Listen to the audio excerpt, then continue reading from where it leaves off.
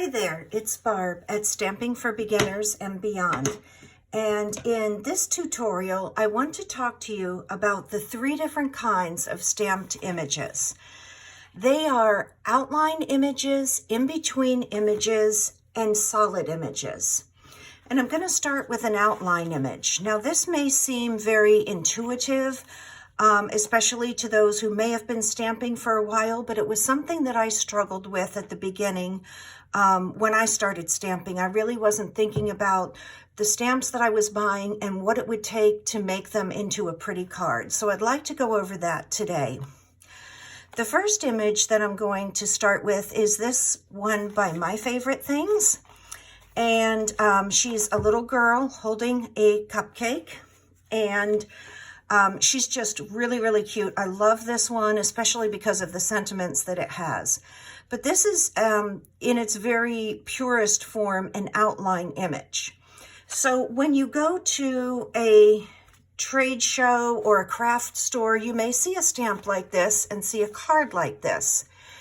And what you have to think about is what it's going to take to get from this image to this card. And this is the way the image would look if you just stamped it without coloring it in. And I did some red ink and some red around the edges. And as you can see, this is a perfectly acceptable card to send to someone, but it really could look a lot better. So in order to make it look really nice with these outline stamps, you're going to need to color it in. And I have some videos coming up about coloring. Now this particular one, I used about 8 different colors of marker, and I used Copic markers for this. So if you do buy a stamp like this, you're going to have to consider that this is going to take a little bit more materials to get it to look like this. So that's one image that I wanted to share with you that's an outline image. The next one is one of my favorites from Stampin' Up! From the So Very Grateful. This one's retired. If you're interested in it, I'm sure you could find it on eBay. But I love this here. And this is an outline image as well. And I bought it because I thought it would look so pretty colored in. But you don't have to color this in either. Just like the girl, you don't necessarily have to color her in. And you don't have to color these flowers here. I just stamped them and used them as a background and accentuated it with similar colors to make this card. But if you do choose to color it in, it's going to look a lot better. It's going to look like that. And again, this was about 4 or 5 different Copic markers that I used to make this. So just keep that in mind as you are purchasing your stamps. Now this is also an outline image stamp, but it's a little bit thicker around the edges. I bought this because I really liked the idea of being able to color in this butterfly and this flower, and I've done it in a lot of different shades. But for the purpose of this tutorial, I wanted to show you that, again, you can still make a really pretty card, even if you just have black ink with this. And I created this Celebrate You card using that. Again, you could have a lot more fun coloring it in, but you don't have to. So those are the images that I would call outline images. Next up, we have what I would call in-between images. And these flowers here are an in-between image. And I'm going to do a little demonstration here of that. With an in-between image, you can use it alone, and it certainly looks very pretty. But you can also take a marker and color it in. I won't do the whole thing for the sake of time, but you can see how if you do color it in, it just gives it more dimension. So that's an in-between image. Another example of an in-between image are these petals here. Now you don't always have to stamp on white paper using a colored ink. For this card that I'm going to show you right here, again, these are in-between images. They look nice colored in, but they are more of an outline image. I was able to create this card just using black ink. And I did that by stamping with black ink on a piece of colored cardstock. So if you still haven't gotten a lot of ink colors yet, you can just use black ink and stamp on cardstock. And I used 2 different colors of purple to give it a little bit more dimension. And I did this 12 times, and then I cut them out. And they were really easy to cut out. And then in the middle, I used that and just on white. So if you don't have a lot of ink colors but want to add some different color to your card, you can stamp on colored cardstock. Now, this next one is an in-between image. Again, one of my favorites, and that little thing just means that I have the coordinating die. That's one of the ways that I kind of keep track of things. But I used this leaf, again, one of my favorites. Now, this is one in-between image that can go a lot of different ways, and I'm going to demonstrate that by showing you these cards. This is just stamped without anything except, the paper and the ink. And by using a background paper and popping that up, it gives it a little bit more interest.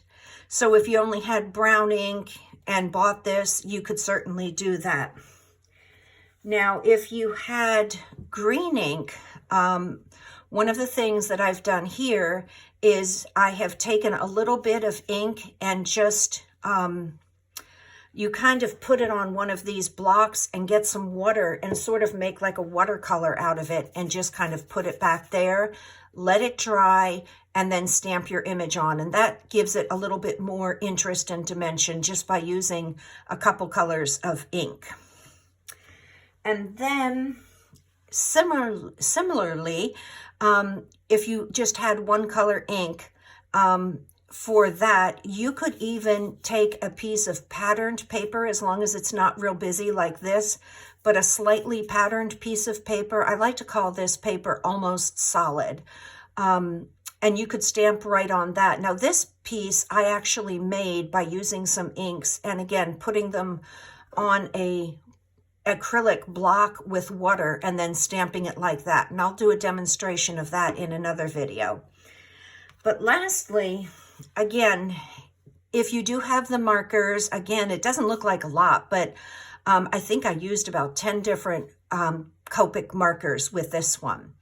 So as you shop, just keep in mind the image and, what you can do with it. This is a little bit more complicated, but I wanted to throw it in here because it's important.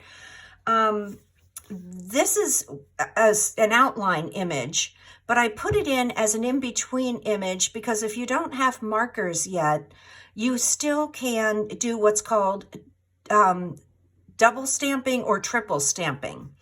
And this is an example of triple stamping. Now, if you just saw this, you might think, oh, this is an outline image, and you'd be correct. You can stamp that and color it in. But the way some companies have it is you can get these stamp sets that you stamp 3 different times, and then you get an image that looks like that. And I'm going to quickly demonstrate this. I will do that on another video as well. But with your biggest image, you want it to be the lightest color. And then your middle image, you want it to be a little bit darker. And then your outline image, you want it to be really dark because that's what's going to make it pop.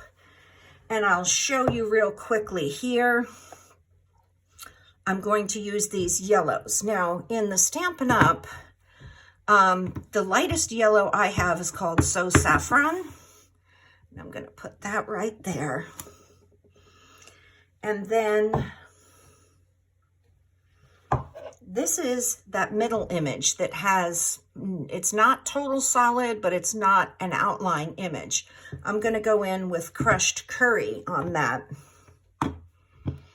Now these you have to play around with a little bit to get them lined up. One of the things that I look for is that little point which coordinates with that little point.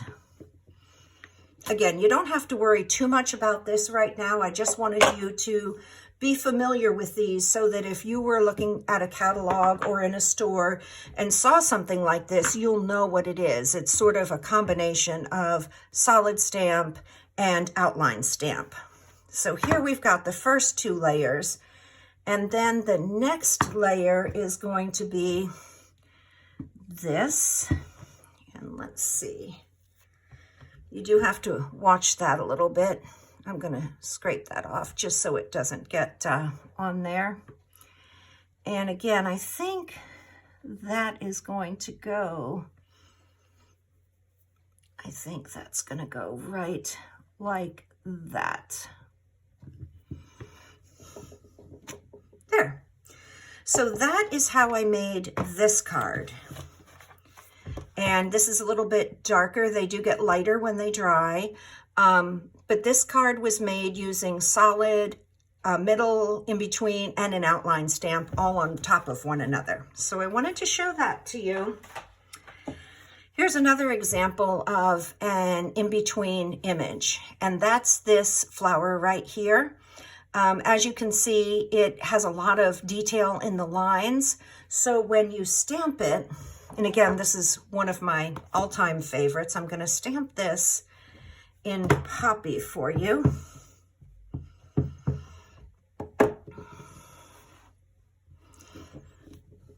That is beautiful by itself, but if you wanted to, you could go in with a little bit lighter color and color it in, or you could even stamp it on a light pink and give it a totally different color. Now, I wanted to show you this card. This is what I've done with this, and this is what I would consider an in-between stamp. It can go either way. You can color it or leave it plain. And I stamped it in different colors of reds and oranges, and that's the result that I got with that. Now, lastly are what I would call solid stamps. Now, this set, W+9, is a solid stamp, and honestly, these sometimes are my favorites because they're just so easy to work with. As you can see, once you stamp something, you don't need to worry about anything else. You don't need to worry about coloring it in or will it look good on white paper. And this is an example of this set from W+9. You just stamp it and that's the color that you get. And another one that I wanted to show you is this one here. Again, I love this. I love how big and bold it is. And when you stamp this, you don't need to do anything with it. Now, there are some techniques that you can stamp it. You can ink this up in a light pink and then maybe put draw some little lines of darker pink in it. But for the most part, just having it plain is just the way to go. So keep that in mind as you are stamp shopping and you're looking at these stamps. Keep in mind, is what you're looking at a solid stamp, an in-between stamp that could kind of go either way, or is it an outline stamp that you might think this is going to need a lot of coloring to make it look good? So those are the 3 kinds of rubber stamps. I'd love to hear from you. Please leave any questions or comments in the box below. And if you want, please click subscribe. Thanks so much for watching.